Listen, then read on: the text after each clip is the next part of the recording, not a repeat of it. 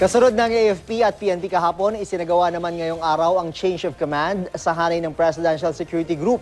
May ulat on the spot si Rida Reyes. Rida? Yes, June, kasabay ng pagpasok ng bagong administrasyon, formal na rin nagpalit ng liderato ang Presidential Security Group o PSG ngayong araw.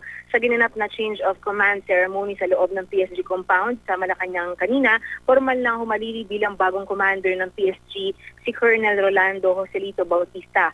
Bago yan, bumaba na rin sa pwesto ang outgoing PSG commander na si Rear Admiral Raul Ubando. Naging emotional June si Ubando kanina habang nagpapaalam sa kanyang mga kasamahan at sa kanyang pamilya rin at siya ay bumate. At isa raw karangalan ang maging kauna-unahang Navy officer na maluklok bilang hepe ng PSG. Kabilang sa kanyang mga malalaking assignments ang pagbabantay ng seguridad ng Pangulo at nasa 20 heads of state na bumisita sa bansa. Kabilang riyan si US President Barack Obama at si Pope Francis.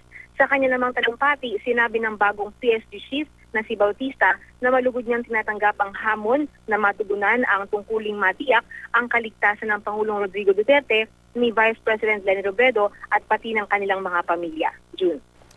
Maraming salamat, Rida Reyes.